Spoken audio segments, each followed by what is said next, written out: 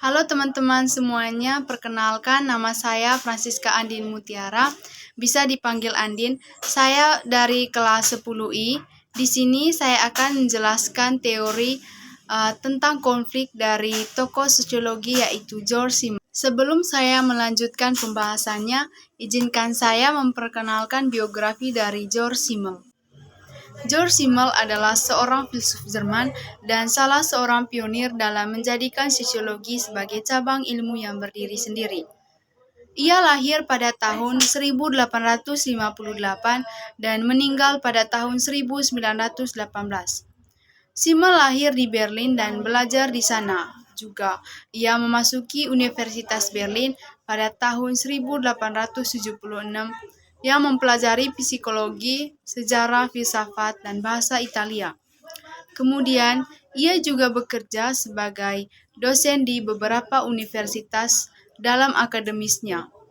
Sebagai dosen, Simmel dikritik karena tema-tema pemikirannya yang tidak sesuai dengan gaya yang lazim. Selain itu, gaya menulis Simmel juga dipandang tidak sesuai dengan standar yang ada.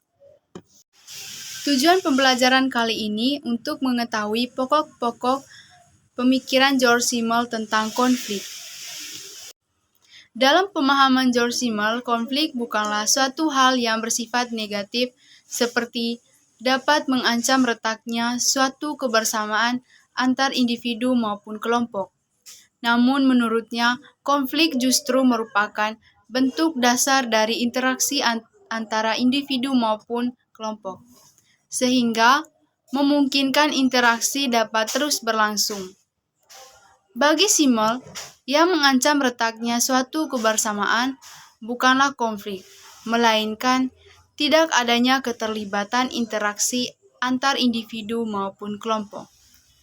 Kemudian, Simmel membedakan beberapa jenis konflik yang dapat menimbulkan akibat sosial yang berbeda, yaitu konflik perbandingan antagonistis, konflik hukum, konflik mengenai prinsip-prinsip dasar, konflik antar pribadi, konflik dalam hubungan intim, dan sebagainya. Namun, konflik menjadi suatu yang positif bagi kebersamaan apabila tidak berlangsung secara berkepanjangan mengarah kepada suatu penyelesaian. Ada beberapa bentuk dan kemungkinan arah penyelesaian konflik, yaitu penghapusan dasar konflik, kemenangan satu pihak di atas penerimaan kekalahan oleh pihak lain, kompromi, perdamaian, atau bahkan ketidakmampuan untuk berdamai. Sebuah konflik kepentingan dalam beberapa asosiasi selamanya paling tidak laten, yang berarti bahwa legitimasi wewenang selalu berbahaya.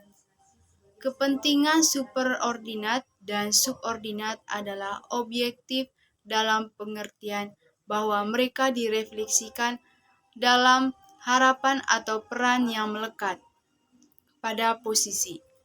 Individu-individu tidak mempunyai internalisasi harapan-harapan ini.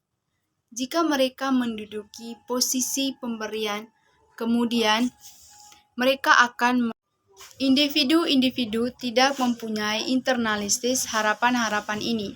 Jika mereka menduduki posisi pemberian, kemudian mereka akan berlakukan dalam cara yang diharapkan.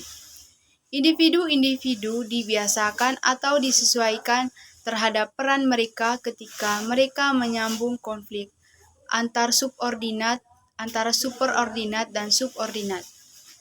Kepentingan manifest adalah kepentingan laten yang menjadi dasar. Tugas utama teori konflik adalah menganalisis hubungan antar kepentingan laten dan manifest. Individu-individu tidak mempunyai internalistis harapan-harapan ini. Jika mereka menduduki posisi pemberian, kemudian mereka akan memperlakukan dalam cara yang diharapkan. Individu-individu dibiasakan atau disesuaikan terhadap peran mereka ketika mereka menyambung konflik antar superordinat dan subordinat. Kepentingan manifest adalah kepentingan laten yang menjadi dasar. Tugas utama teori konflik adalah menganalisis hubungan antara kepentingan laten dan manifest. Sekian penjelasan dari saya, teori konflik yang ditemukan oleh George Simmel. Terima kasih.